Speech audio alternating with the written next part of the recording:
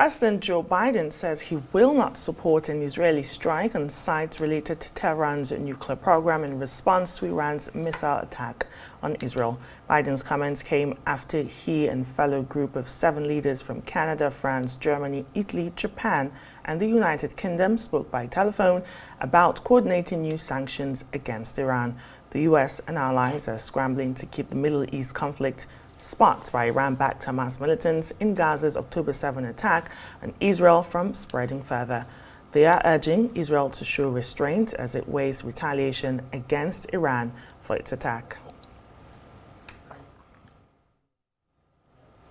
Well, here we have Dr. Constance Ikokwu to deliberate on this particular issue. Constance, glad to have you join us this morning. Good morning. Now, you're talking about the 2 biggest military powers in the Middle East. A commentator said, in the verge of a war, the entire Middle East could be wiped out. And Israel's former prime minister says this is an opportunity for Israel now to deal with Iran, attack its nuclear site. But Joe Biden and the G7 nations are saying our hands are not there. I know, indeed, this is a classic example of why it is difficult, if not almost impossible, to demilitarize the world. It's also partly why a lot of countries are interested in building their nuclear arsenal, because it seems that if you have nuclear weapons, it gives you an edge in in a world where threats to one another and sort of bullying is the order of the day.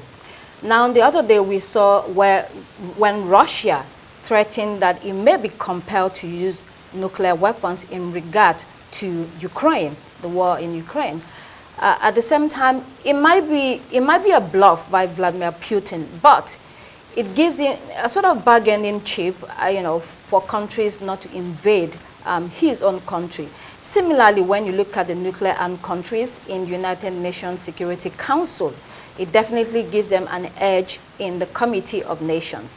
Now, to this particular issue on Iran, it signals how far the United States is willing to go when it comes to Iran and the latest confrontation. The other day, it was reported that Biden was in discussions with Israel on an appropriate response to Iran after it fired almost 200 missiles into Israel. Now we're seeing that response. It is saying there has to be a level of responsibility and it has to be proportionate. At the same time, Biden, we also know, is almost leaving office. So he doesn't want to escalate to an extent where you cannot manage it. In terms of the response also, the United States has spoken to Canada, France, Germany, Italy, and Japan, and putting together sanctions against Iran. Iran is used to sanctions. It had been sanctioned for so many years. It has braved it. It probably will continue to brave it. Also, I don't think that would change its response to the Western countries, but here we are. And I think this attack, Israel sort of feels it has a once-in-a-generation type opportunity to deal a major blow to Iran. Now, with this response from the U.S. or them choosing their stance, let's look at the implication. What do you think? Do you think it will embolden Tehran? Do you think it will reduce tensions for a little bit? What do you think the implication of this decision that the U.S. and these other countries have taken?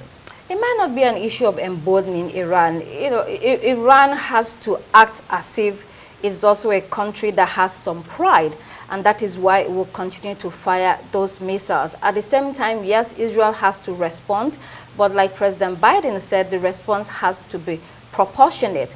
Again, we talk about the nuclear weapons. Let's look at, for instance, the non-proliferation nuclear weapon treaty that was signed in 1968 by many countries. It was an agreement.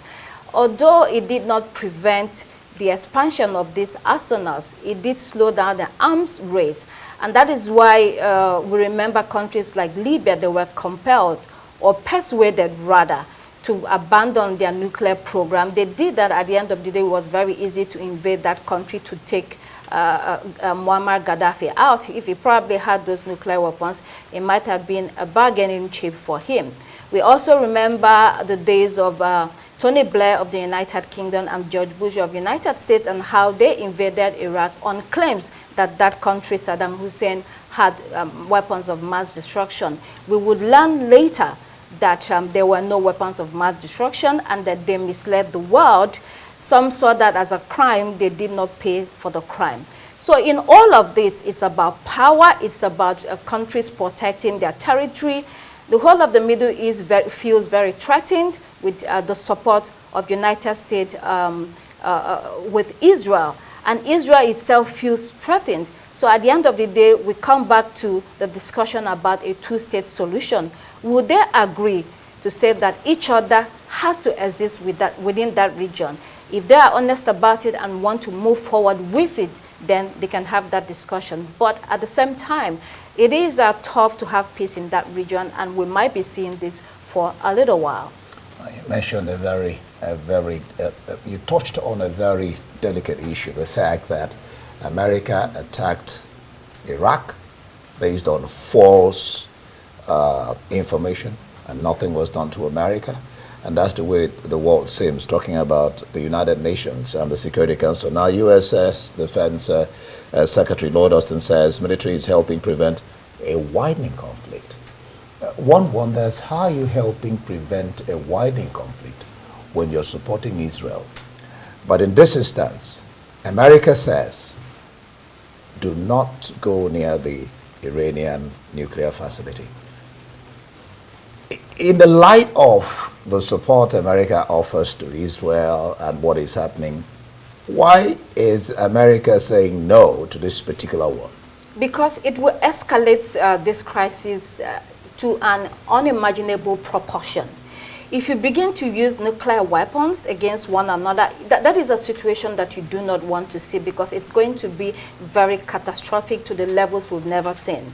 And that is why, again, I explained in my analysis that it's one of the reasons why countries continue to build their nuclear arsenals. Iran has been sanctioned for so many years for its nuclear programs, but it has not abandoned it completely because it is threatened in a region where the United States fully supports Israel. And its allies. Yes, they feel like they have to have something that will be a deterrent. Remember again, Libya.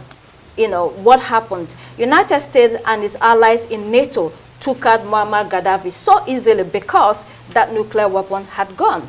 So ask Antonio Guterres, the Secretary General of the United Nations, how tough it is to manage these 5 members of the permanent members of the Security Council, and how difficult it is to get everyone on the table to allow global peace to reign. Yesterday we talked about the fact that war stokes demand for weapons.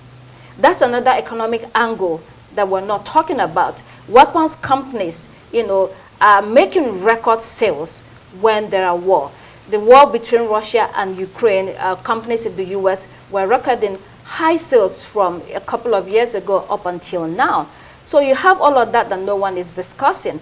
As long as we have those weapons, those wars will continue, and as long as countries have nuclear weapons, these threats will continue. But as pertains the Middle East, the message the United States is giving at this time is that it wants everything to be cooled down.